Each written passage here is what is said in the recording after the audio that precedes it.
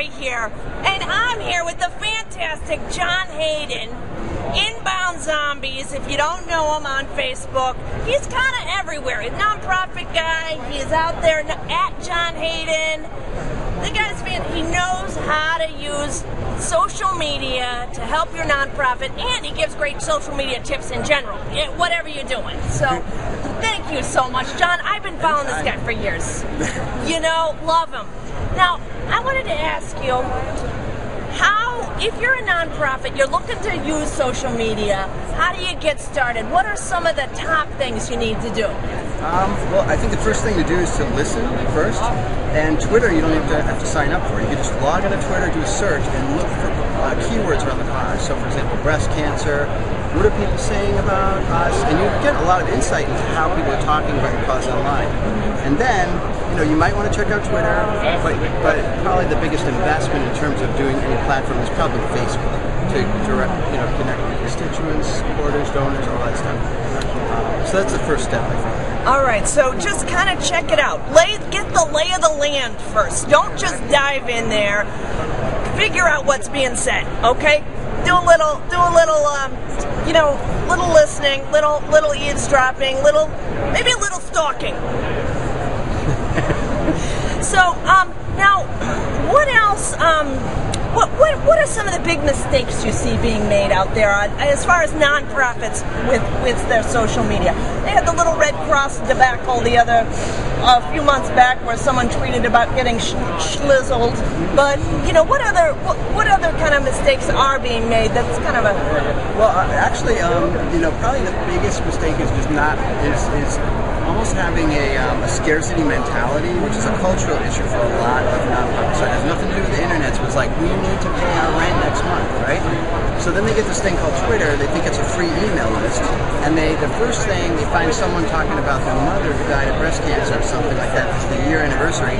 Oh, hey, we're sorry to hear that. Here's a link to donate to us. That's the worst thing to do in the world. That's awful. Yeah. So the most important thing is to have compassion and talk and be like your cause. Don't be focused on raising money. You nurture relationships, and then eventually they'll give. They will definitely give, but they won't give to you if they don't trust you, if they don't like you.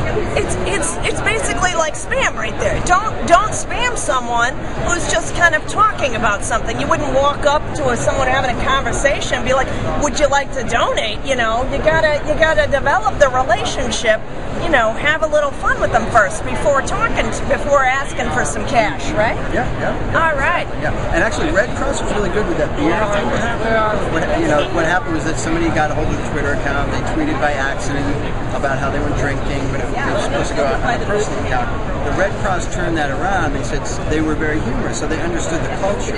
That's really important to understand the culture. People are very forgiving on Twitter, so they kind of played with that a little bit and was able to turn it around to a huge benefit where that beer company, forget the name, they were able to raise a lot of money for the Red Cross. Yeah, I love that. That's fantastic. That is a success story. So you don't be afraid to make a mistake. Just address it right away and own it. And that actually has gotten I think quite a good amount of press. We're talking about it, right? Yeah. So fantastic. Now, tell us about the Inbound Zombies. What's up with the zombie? Zombies. Well, actually, when I came up with the name originally, I just came up because it was a cool name, just quite honestly.